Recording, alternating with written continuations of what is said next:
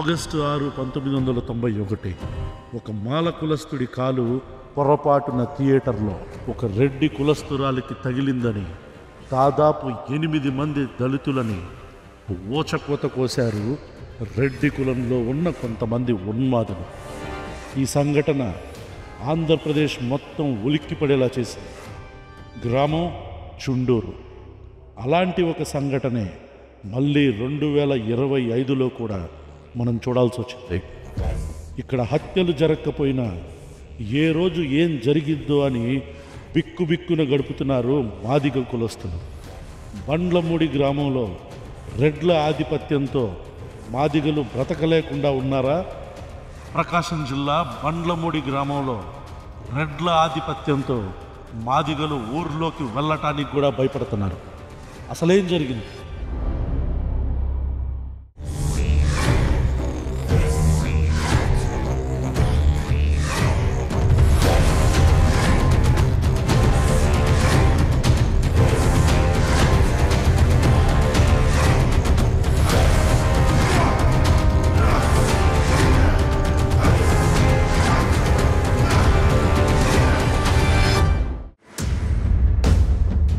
ప్రకాశం జిల్లా బండ్లమూడి గ్రామం, చీమకుర్తి మండలం. ఒక మాదిగపల్లిలో ఉండే మాదిగ గూడెంలో ఉండే ఒక కుటుంబం మీద, కొంతమంది మీద విపరీతమైన దాడి జరిగింది. ఎవరు చేశారు? రెడ్లు చేశారు అని బాధితులు అంటుంటే, కాదు మా సైడ్ నుంచి తప్పు లేదు, వాళ్ళే రెచ్చగొట్టారు అని రెడ్లు మాట్లాడుతున్నారు. అసలు ఏం జరిగింది? ఇది రెడ్లకి మాదిగలకి మధ్య గొడవనా, లేదా ఒక వ్యక్తి ఎవరైనా పురమాయించారా? అసలు ఒక కుటుంబం మొత్తం హాస్పిటల్లో ఉన్నా సరే, ఒక కుటుంబానికి సంబంధించిన 3 వ్యక్తులు తలలు పగిలి గాయాలతో చేతులు కాళ్ళు విరిగి హాస్పిటల్లో ఉన్నా సరే, ఎవరు ఏ మీడియా వ్యక్తులు కూడా ఎందుకు మాట్లాడట్లేదు? Mainstream media చచ్చిపోయిందా?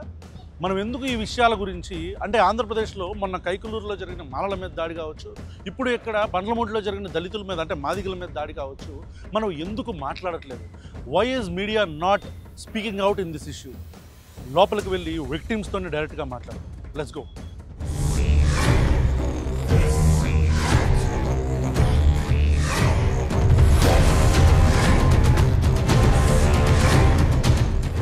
నా పేరు యేసుదాస్ అయ్యా. యేసుదాసు. ఇప్పుడు ఏం జరిగింది నాకు పూర్తిగా చెప్పాలి, మీరు ఏం జరిగింది అనేది. ఎందుకంటే వాళ్ళు ఏమంటున్నారంటే, వీళ్ళు మా మీద ఇంతకుముందు దాడి చేస్తారేమో అనే ఒక దాంతో మేము కొట్టామని కొంతమంది చెప్తున్నారు. ఇంకొంత మీకు ఎక్కడ తగిలింది దెబ్బ?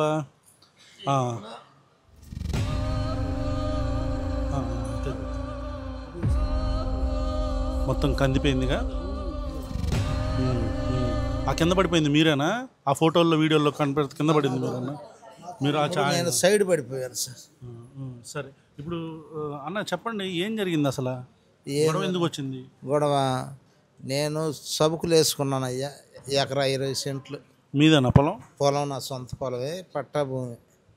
సబుకులు వేసుకుంటే ఒకసారి చెప్పా, అయ్యా మరి చేలోకి పానీబాకండి అని. ఏంటిది?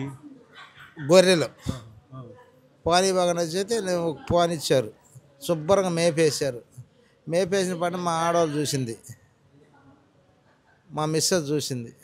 ఏందయ్యా ఈ రకంగా మేపుతున్నారు, ఈ రకంగా మేపారు. ఆయన వస్తే మొత్తం 70,000-80,000 రూపాయలు పెట్టి బాగు పైరు వేసుకున్నాము, మీరు ఎందుకయ్యా ఈ రకంగా మేపటం అని అడిగిందంట.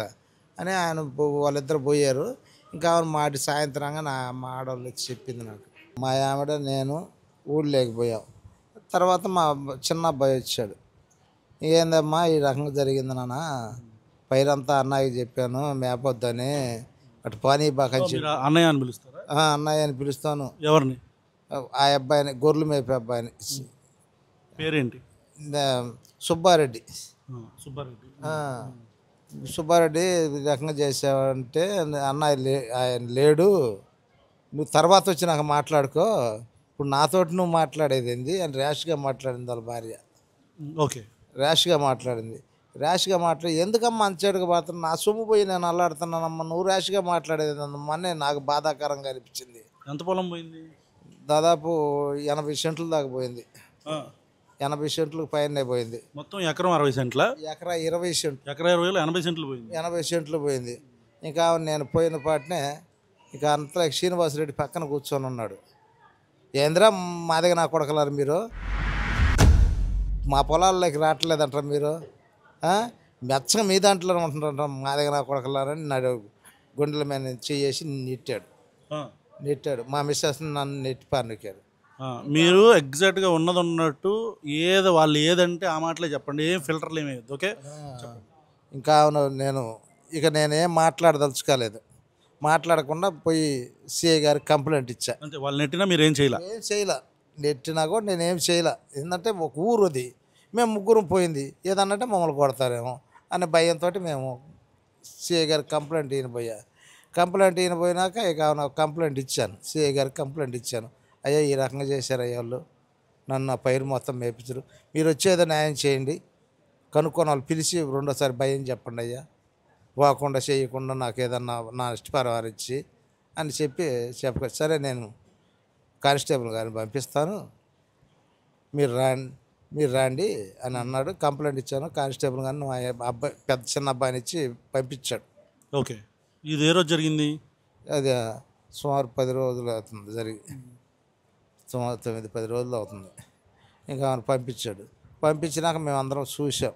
సార్ కూడా నష్టపోయింది అయ్యా, పైరు నష్టపోయింది అని ఆయన కూడా కానిస్టేబుల్ గారు కూడా ఒప్పుకున్నారు. నిజం చెప్పాడు, నిజంగా ఒప్పుకున్నాడు. సరే అబ్బాయి ఇది నష్టపోయిన వాటి నిజమేనని మా పిల్లోడు మొత్తం వీడియోలు తీసుకున్నారు, గొర్రెలు దొక్కిన తావులు ఉన్నాయి, అన్నీ ఉన్నాయి, అబ్బాయి నష్టపోయింది మాత్రం వాస్తవం ఓకే తేల్చేశాడు.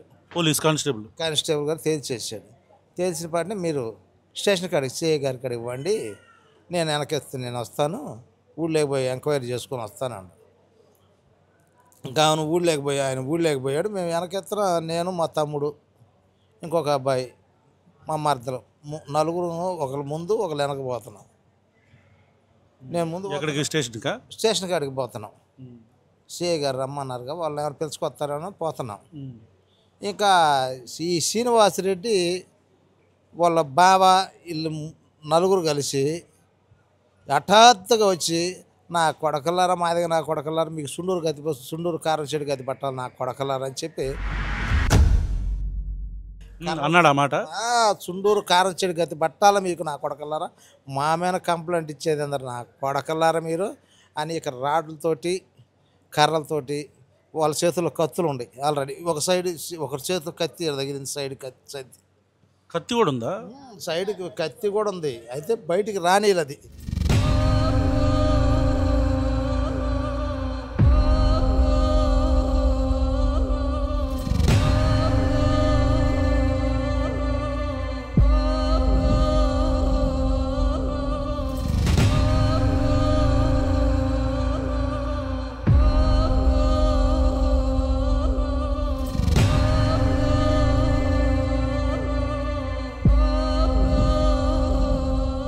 సుండూరు కారం చెడు గత్తి పట్టకపోతే నా కొడకలారు మీరు ఉన్నట్టేనంటారా, ఎంత దూరం పోతారు పోనరు అని చెప్పి ఇంకా అవునా మేము ఇటు మమ్మల్ని తీసుకొని మా పిల్లలు వచ్చారు, ఇది ఇటుబడి ఎర్రగుడిపడి మేము బట్టి తీసుకొని వచ్చారు భయపడి.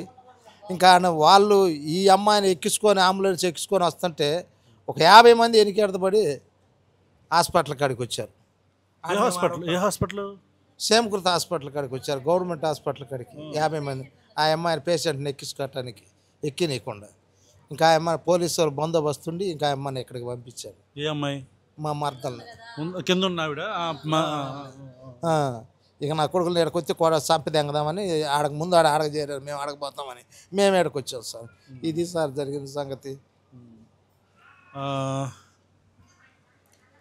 సో ఇప్పుడు మీరు వింటే ఈయన మెయిన్ విక్టిమ్, ఈయనతో పాటు జరిగిన సందర్భం అంతా కూడా మీకు చెప్పాడు ఆయన. ఇక్కడ మళ్ళీ చెప్తున్నాను, కులం అనే మలం మెదళ్లలోకి ఎక్కిన మృగాలు కొన్ని ఇంకా ఈ సొసైటీలో తిరుగుతూనే ఉన్నాయి. అలా తిరుగుతున్న ఈ మృగాలని గవర్నమెంట్ ఎందుకు అరెస్ట్ చేయట్లేదు అనేది మొట్టమొదటి ప్రశ్న.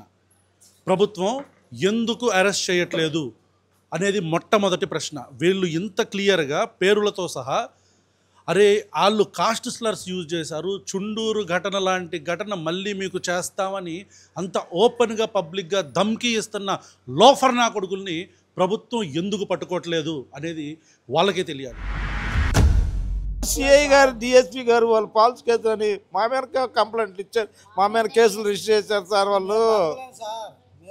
మీ మీద ఎందుకు పెట్టారు కేసు? ఏమో మరి నాకు అర్థం కాలేదు. కౌంటర్ కేసులు పెట్టారు, మమ్మల్ని కొట్టి చేసి పబ్లిక్ ఉన్నా కూడా వాళ్ళు సిఐ గారు మా మీద కేసు రిజిస్టర్ చేశారు. మీకు ఎట్టి పరిస్థితుల్లో వాళ్ళు అరెస్ట్ అయ్యేటట్టు మేము చూస్తాం, అర్థమైందా? మీకు నేను చెప్తున్నాగమ్మా, నేను మీకు హామీ ఇస్తున్నా. ఆడెవడో శ్రీనివాసరెడ్డి, ఇంకొకడెవడో సుబ్బారెడ్డి, ఓబుల్ రెడ్డి తక్కిన 40 మంది గుర్తులు పడిపోయాను. మెయిన్ అక్యూజ్డ్ని మాత్రం ఖచ్చితంగా అరెస్ట్ చేస్తారు. ఎవరెవరైతే మీరు చెప్తున్నారు శ్రీనివాసరెడ్డి, ఓబుల్ రెడ్డి, సుబ్బారెడ్డి, వీళ్ళను మాత్రం ఖచ్చితంగా అరెస్ట్ చేసేటట్టు మేము చూసుకుంటాం, అర్థమైందా? అసలు అయ్యయ్యో మీరు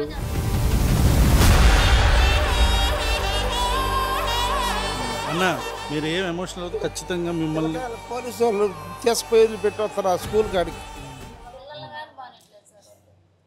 పిల్లలు పోనీపడడం ఏంటి? భయపడి స్కూల్కి పోతే ఏమన్నా కొడతారేమోనని వాళ్ళు కూడా పోవట్లేదు ఊళ్ళో పోని ఇట్లా వాళ్ళని కూడా తరిం కొట్టారు వాళ్ళని, పిల్లల్ని కొట్టారు. నా మనవన్నే మళ్ళీ మా కొడుకుని చిన్న పిల్లల వాళ్ళు తరిం ఆగులో కొట్టారు సార్ వాళ్ళు ఊళ్ళో నుంచి. మాట్లాడదామమ్మా, నేను మాట్లాడతాను. నేను ఎవరితో మాట్లాడాలో వాళ్ళతో మాట్లాడతాను. ఎట్టి పరిస్థితుల్లో ఈ వీడియోలు చంద్రబాబు నాయుడు గారికి వెళ్ళేటట్టు, నారా లోకేష్ గారికి వెళ్ళేటట్టు, వాళ్ళు యాక్షన్ తీసుకునేటట్టు. ఇతను ఏ పార్టీకి సంబంధించిన వ్యక్తి అన్న ఇతను? ఏది ఇప్పుడు ఈ సుబ్బారెడ్డి, ఈ శ్రీనివాసరెడ్డి వీళ్ళందరూ ఏ పార్టీ అనేది రెండు అసలు వాళ్ళు ఏమన్నా పార్టీలో ఉన్నారా, అందుకనే ఇన్ఫ్లుయెన్స్ చేస్తున్నారా అనేది ప్రశ్న. 2 పార్టీల్లో ఉన్నారు సార్, ఇది 2 పార్టీలు ఉన్నాయి. టీడీపీ ఉంది, వైసీపీ, రెడ్డి ఫీలింగ్, కుల ఫీలింగ్ ఉంది. సో ఇక్కడ పార్టీలు లేవు, కేవలం పార్టీ వైసీపీ టీడీపీ అని కాదు. ఇప్పుడు అతనైతే అతను వైస్ ప్రెసిడెంట్ ఎవరు, వాళ్ళ బాబా వైసీపీ వైస్ ప్రెసిడెంట్ వాడు. ఇతనేమో అటొకళ్ళు ఇటొకళ్ళు ఉంటారు సార్. తెలుగుదేశంలో ఉన్నారు, వైఎస్ఆర్ కాంగ్రెస్. సో ఇది రాజకీయాలకు సంబంధం లేదు, సార్. రాజకీయాలకు వాళ్ళకి కేవలం కులము. మళ్ళీ చెప్తున్నా, నేను ఎట్టి పరిస్థితుల్లో వాళ్ళు అరెస్ట్ అయ్యేటట్టు నేను చూసుకుంటా, అర్థమైందా?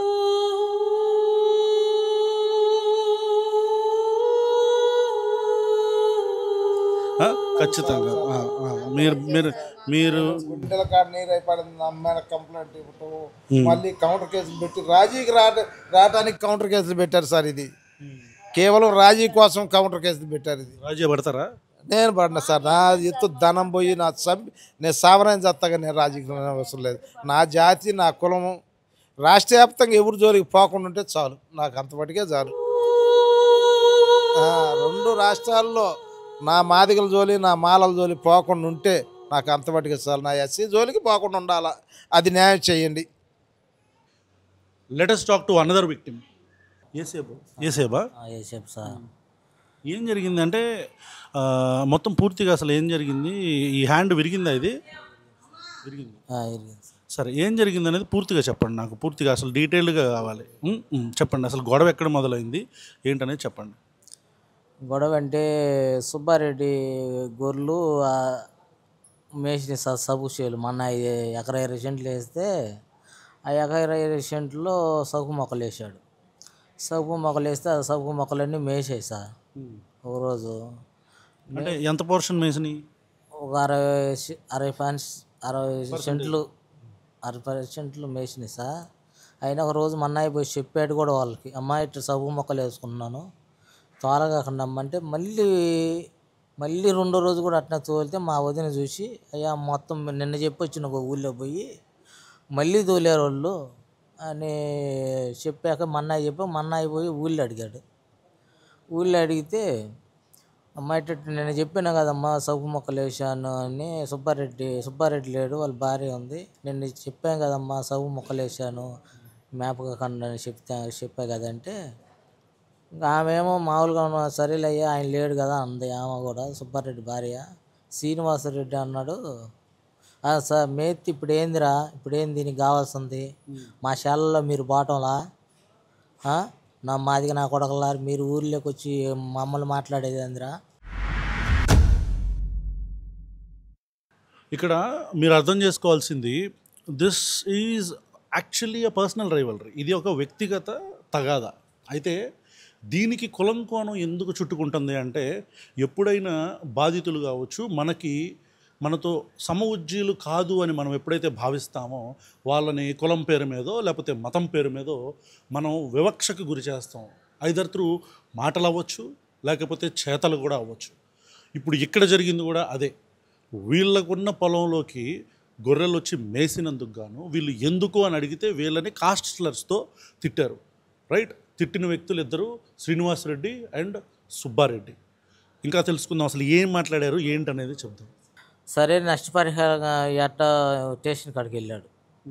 అంటే జస్ట్ అప్పటికి ఏమి చేసుకోవడం వల్ల జరగలేదు. ఏం లేదు సార్, జస్ట్ మాటలు జరిగినాయి. ఆ మాట అన్నాడంట. ఈయన పోయి పోలీస్ స్టేషన్లో కంప్లైంట్ ఇచ్చాడు. ఓకే, ఇది ఎప్పుడు జరిగింది? ఇది 3వ తారీఖు సార్ జరిగింది. 3వ తారీఖు. మన్నాయి పోయి శంకుత్ పోలీస్ స్టేషన్లో కంప్లైంట్ ఇచ్చాడు. కంప్లైంట్ ఇచ్చిన పాటనే సీఏ గారు కానిస్టేబుల్ పంపించాడు చేను కాడికి. ఆడ ఎంక్వైరీ చేసుకోరమ్మని. అంటే ఎంత నష్టపోయారు నష్టపోయారా, వీళ్ళు చెప్పేది నిజమా అబద్ధమని సార్ పంపించాడు. కానిస్టేబుల్ వచ్చి మొత్తం షేర్ మొత్తం చూసి పుటాలు కూడా తీసుకున్నాడు. Okay okay. 60 సెంట్లు మేసేసినాయి, నష్టం జరిగింది మీకు, మీరు పోలీస్ స్టేషన్ కాడికి రాండి అన్నాడు మా సార్, కానిస్టేబుల్ సార్. సరేలే మేము కానిస్టేబుల్ చెప్పాడు, మేము పోలీస్ స్టేషన్కి వెళ్తున్నాం సార్. ఆయన ముందెత్తిన సార్ ముందెత్తిన మాత్రం వెనకెత్తిన మేము వెళ్తున్నాం. అంటే బండ్లు బైకుల మీద. ఆయన సార్ లోపలికి వెళ్ళాడు. అంటే లోపలికి ఊళ్ళోకి మేసిన వాళ్ళని వివరించుకొని మాట్లాడు స్టేషన్ కాడ పిల్లలు తెలుసుకోవటానికి మమ్మల్ని పోమన్నాడు. ఆ సార్ లోపలికి వెళ్ళాడు. మొన్న ముందెత్తిన వెళ్తున్న పెద్ద ఆయన ఇల్లు ఏకదాడిగిన 50 మంది ఒకటే దాడి చేశారు. ముందు మన్నాయన కొట్టారు, తల మీద పగల కొట్టారు తలంతా. దేంతో ఏం తీసుకొని కొట్టారైతే నేను చూడలేదు సార్, మీరు లేరు అక్కడ, అప్పుడు నేను లేను. తర్వాత ఆయన పగల కొట్టారు. వాళ్ళు హాస్పిటల్ వెళ్తున్నారు, కిమ్స్ హాస్పిటల్కి వెళ్తున్నారు. తల పగల కొట్టారు. అంటే ఒకళ్ళు వస్తున్నాం, వెనకెత్తి నుంచి వాళ్ళు పోతున్నాం, ముందెత్తిన వాళ్ళు పోతున్నాం, వెనకెత్తి నేను వస్తున్నా. ఇంకా వాళ్ళిద్దరు కొట్టి రోడ్డు మీద మండేశారు సార్. 3వ వాడు నేను వస్తున్నా బైక్ వేసుకొని. వేరే వాడు కూడా వాడు తమ్ముడేరా, ఈ మాదిగా నా కొడుకులు ఇంక ఈ మనమేనే కేసులు పెట్టేవాళ్ళు అయినరు అని నా రావటం పెద్ద ఈ కర్ర తీసుకొని కొట్ట చేయి మీద కొట్టారు సార్. నన్ను ఇరిగిపోయి వెళ్ళి పారిపోయినా సార్. మరి శ్రీనివాసరెడ్డి అన్నాడు, నా కొడకలారా చుండూరు కార్పొరేషన్ ఏ గతి పట్టిందో అదే గడి పెట్టాలి మీ మాదిగోళ్ళకి అని అన్నాడు సార్. మాట మీరు విన్నారా? నేను విన్నా సార్. ఆ మాట వాడారు. నేను వెళ్ళిపోయి భయపడి. మీరు అక్కడ నుంచి వెళ్ళిపోయారు. మరి చేయాలి కొట్టి ఇరిగినాక మళ్ళీ నా ఎమ్మడి పడ్డారు సార్. నేను పారిపోయా. అంటే కర్రతో కొట్టారు? బండి వస్తుంటే ఇంక రావడం ఆపకుండా వచ్చి కొట్టారు సార్. కర్ర తీసుకొని దాడి చేశారు సార్. ఎంతమంది ఉన్నారు అప్పుడు ఆ రోజు 50 మంది దాకా ఉన్నారు సార్. వాళ్ళు అంటే ముందే అనుకున్నారా లేకపోతే ప్లాన్ చేసుకున్నారు సార్. వాళ్ళు ఏ కాడికి వీళ్ళని చంపాలా అని ప్లాన్ చేసుకొని వాళ్ళ చేతులు కర్రలు ఉన్నాయి సార్. ప్యాన్ లేకపోతే వాళ్ళ చేతులు అంతమంది కర్రలు ఆడించి వస్తాయి సార్. అక్కడెక్కడ ఉంటాయి, రోడ్డు మీద ఉంటాయి సార్ కర్రలు. ప్యాన్ చేసుకొని ఆ 50 మంది ప్యాన్ చేసుకొని దాటిన మా మీద దాడి చేశారు సార్. ఆ అబ్బాయి ఆయన అన్నాడు, శ్రీనివాసరెడ్డి సంపి అంతని పెడతాము, మీకు ఆడ ఏముండిద్దిరా అని దాడి చేశారు. సో మీరు చూడాలి, ఇప్పుడు ఏదైతే ఈ దాడి జరిగిందో ఇది పక్కాగా ప్లాన్ చేశారు అని బాధితుడు చెప్తున్నాడు. అతని వర్షన్ ప్రకారం అతని చేయి కూడా వాళ్ళు ఎరగొట్టిన తర్వాత చుండూరులో ఎలా అయితే దాడి చేసి మనుషుల్ని చంపారో అట్లాగే చంపుతాము అని అంత చక్కగా చాలా క్లియర్గా మదం పట్టి కులం అనే మలం నెత్తికెక్కించుకొని మదం బట్టి కొట్టుకుంటున్న ఎవడాడనేది శ్రీనివాసరెడ్డి. మాట్లాడదాం. ఈ శ్రీనివాసరెడ్డి గారిని అరెస్ట్ చేశారా? ఏం లేదు సార్, అరెస్ట్ ఏం చేయలేదు సార్. ఊరికి స్టేషన్లో కూర్చోబెట్టి పంపిస్తున్నారు సార్. మాకు న్యాయం అనేది జరగటం లేదు సార్. మాట్లాడదాం. సో మరి ఈ శ్రీనివాస్ రెడ్డి అనేవాడు తెలుగుదేశం పార్టీ అని కొంతమంది చెప్తున్నారు. మరి ఎంత తెలుగుదేశం పార్టీ అధికారంలో ఉంటే మాత్రం ఇలా దళితుల మీద దాడి చేస్తారా? అసలు వీళ్ళు దళితుల, లేకపోతే రెడ్ల, కమ్మల, కాపుల పక్కన పెడితే వీళ్ళు మనుషుల్ని కాస్ట్ స్లర్తో అంటే ఇంకా ఎక్కడ కుల వివక్ష ఉంది అని మాట్లాడే మురిగే కుక్కలకి ఈ సంఘటనే ఒక సమాధానం. మాకు ఏదన్నా జరిగినా రేపు పూర్తిగా ప్రభుత్వమే బాధ్యత. మాకు ఈ న్యాయం చేయకపోతే మాత్రం రేపు మీరు ప్రభుత్వమే సమాధానం చెప్పాల్సి వస్తుంది. మాకు ఏది జరిగినా రేపు మీ ప్రభుత్వమే మాకు సమాధానం చెప్పాల్సి వచ్చింది. నా తరపు నుంచి ఏదైతే చేయాలో ఇంతకుముందు మేము డీల్ చేసిన విషయాలన్నీ కూడా మ్యాక్సిమం అందరిని అరెస్ట్ చేయించాం. ఇట్లాగే కైకులూరులో జరిగింది, ఆ చేసిన లోపల పెట్టించాం. కాబట్టి మీరు ధైర్యంగా ఉండండి. న్యాయం అనేది జరగకుండా ఉండదు, గుర్తుపెట్టుకోండి. బాగా జరిగింది, సంఘటన జరిగింది. వాళ్ళు ప్లాన్ల మీద కత్తులు గొడ్డల్లో తీసుకొని ముందు ప్లాన్ మీద ఉన్నారు సార్. మీ పేరన్నా? నా పేరు లక్ష్మయ్య. వాళ్ళు ప్లాన్ వేసి మేమేమో ఆడ వచ్చే వల్ల అందులో ఒక్కసారి వచ్చి పడా మేము వరకు పోయినాం. అది సార్ మీరు చేయండి సార్, మాకేమొద్దు, న్యాయం చేయండి. వాళ్ళని అరెస్ట్ చేసేటట్టు మేము చూసుకుంటాం. కావాల్సింది అదే సార్. వాళ్ళు బయటే తిరుగుతున్నారు సార్. అన్ని దెబ్బలు తగిలి వాళ్ళు నెత్తురు గారి అన్ని రోడ్డు మీద పడితే న్యాయం ఏం జరిగింది సార్? మాకు న్యాయం ఏం జరగలేదు సార్. మాకేం న్యాయం జరిగింది సార్? వాళ్ళు బాగా బెమ్మానికి హ్యాపీగా తిరుగుతున్నారు, కాలర్లు మీద ఎగరేసుకుంటావు చేంగుత్తులు. ఏ న్యాయం జరిగింది మాకు? అది సో విన్నారు కదా, అక్కడ దాడి చేసిన వాళ్ళు చక్కగా చాలా గర్వంగా మేము కొట్టాం అని కాలర్లు ఎగరేసుకొని తిరుగుతున్నారు అని వీళ్ళు చెప్తున్నారు. సో యాక్చువల్గా అసలు ఈ సిచ్యువేషన్ మొత్తాన్ని దగ్గర ఉండి చూసి దాన్ని ఎవరైతే ఫేస్ చేశారో ఆయన దగ్గరికి వెళ్దాం మనం. పేరేంటంది? రామయ్య. కంట్లో రామయ్య. ఎందుకు మాట్లాడలేడు అంటున్నారు మీరు? అంటే ఈయనకి ఇది ఊరికి తలనొప్పి, తల తిరపటం అట్లా ఉంటుందంట సార్. కొట్టిన దాని మీద కొట్టారా? కొట్టిన దెబ్బ మీద మళ్ళీ 2-3 సార్లు దెబ్బ కొట్టి కంట్లో రామయ్య. ఈయన ఇప్పుడు మాట్లాడలేకపోతున్నారు అయితే. సో ఈ వ్యక్తి రామయ్య, ఈయనకి తగిలిన దెబ్బలకి కనీసం మాట్లాడలేని పరిస్థితిలో ఉన్నాడు ఆయన. మాట్లాడుతుంటే అంటే కొట్టిన దెబ్బ మీద మళ్ళీ అంటే ఎక్కడైతే కొట్టారో రిపీటెడ్గా అక్కడ హిట్ చేయటం వల్ల ఏమన్నా కుట్లు పడినాయా? ఎన్ని కుట్లు పడినాయి? సో స్టిచెస్ పడి ఆయన he is in pain and he can't speak. రా తమ్ముడు, నువ్వు రైట్ రా. సో నీ పేరేంటి? నా పేరు Kornelu. Okay. So we have Kornelu here. ఈయన మీకేమవుతారు వీళ్ళు? మా బాబాయ్. ఈయన బాబాయ్? ఆయన పెదనాన్న అవుతాడు. చెప్పండి, దాడి ఎలా జరిగింది ఏంటి అనేది మాకు తెలుసు. ఈ ట్రీట్మెంట్ కావచ్చు ఇదంతా కూడా బాగానే జరుగుతుందా? బాగానే జరుగుతుంది కానీ వీళ్ళు ఇక్కడ జాయినింగ్ అయిన రోజు మళ్ళీ నైటే డిశ్చార్జ్ రాశారు సార్. నైట్ అంటే ఎందుకు దెబ్బలు తగిలినాయిగా డిశ్చార్జ్ ఎలా రాశారు? అదే మేము కూడా అడిగాము. ఇప్పుడే కదండి మేము జాయిన్ అయింది, ఈ నైట్ డిశ్చార్జ్ రాయడం. అది మీరు ఉదయం అన్నా వెళ్తాము అంటే కాదు మీరు వెళ్ళిపోవాల్సిందే, దెబ్బలు తగిలితే ఏం పర్లేదు, అవి పెద్ద దెబ్బలు ఏం కాదని చెప్పారు. అదేందండి మరి ఈ టైంలో మేము ఎక్కడికి వెళ్ళమంటారా? మేము ఇప్పుడు ఇక్కడ ఎక్కడికి వెళ్ళినా రోడ్డు మీద ఉండాలి కాబట్టి ఆ రోడ్డు మీద ఉండన్నారు సార్. రోడ్డు మీద అన్నారు. కానీ ఇంక మీరు ఇక్కడ ఉంటే ఖచ్చితంగా మీరు తీసుకెళ్లాల్సింది అంటున్నాయి. మేము ఇక్కడ వదిలేసి మేమందరం పోయి మేము బయట బజార్లో కూర్చున్నాం సార్. డిశ్చార్జ్ చేశారు ఆ రోజు? అంటే ఈ బెడ్ల మీద మేము ఉన్నా కానీ మీరు తీసుకెళ్ళండి, డిశ్చార్జ్ చేసి తీసుకొని వెళ్ళండి అంటున్నారు. ఇంకా అంటున్నారని మేము వెళ్ళి బయట కూర్చున్నాము. వీళ్ళని వాటికి బెడ్ల మీద ఉన్నారు సార్. మీరు ఏ కాడికి నైట్ 1 గంట టైంలో సార్, 1 గంట టైంలో డిశ్చార్జ్ రాశారు.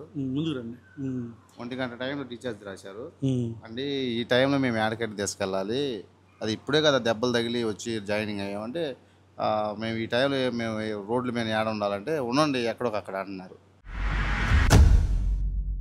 మళ్ళీ డిశ్చార్జ్ అడ్మిట్ చేసుకున్నారు? మళ్ళీ వాళ్ళే చేసుకున్నారు. మళ్ళీ చెయ్యి ఏంటంటే అదేం కాలేదు, చెయ్యి బాగానే ఉంది అన్న తర్వాత మళ్ళీ నెక్స్ట్ రోజు ఆ రోజు ఉదయం మళ్ళీ ఆపరేషన్ చేయాలి, మళ్ళీ జాయినింగ్ అమ్మని వాళ్ళే చెప్పారు. అంటే there might be some influence, ఏదో ఇన్ఫ్లుయెన్స్ ఉండుండొచ్చు వెనకాల, అందుకనే పంపించేసి. అవును అవును అవును సార్, ఈ ఆపరేషన్ కూడా రేపు చేస్తామన్నారు. సో ఆపరేషన్ ఉంది రేపు. ఏది ఆ కింద ఆయన పేరేంటి? కంట్లో వేసేపు సార్. వేసేపు. ఓకే. ఇప్పుడు మీరు ఏమైనా ప్రభుత్వానికి చెప్పాలనుకుంటే ఏం చెప్తారు? దళితుల మీద దాడులు కానీ ఈ అనేది కొద్దిగా తగ్గిపోవాలి సార్. ఈ సందర్భంలో ఈ అక్యూజ్డ్ ఎవరైతే ఉన్నారో వాళ్ళని అరెస్ట్ చేయలేదని చెప్తున్నారు, నిజమేనా? అరెస్ట్ చేయలేదు? చేయలేదు సార్. అసలు ఎఫ్ఐఆర్ కట్టారా? కట్టలేదు సార్. ఎఫ్ఐఆర్ కట్టలా, కేసు రిజిస్టర్ చేయాల? కేసు రిజిస్టర్ చేస్తే వాళ్ళ ఎఫ్ఐఆర్ కడితే వాళ్ళు అరెస్ట్ అవ్వాలి కదా సార్. మీరు రండి రండి రండమ్మా, ఎందుకు కంగారు ఎందుకు? చెప్పండి మీ పేరు. నా పేరు నయం సార్. నయం. చెప్పండి, ఏంటి తిరిగి మీ మీద కేసులు పెట్టారు? తిరిగి మళ్ళీ మా మీద కేసులు పెట్టారు, వాళ్ళు ఇంతవరకు అరెస్ట్ చేయలేదు.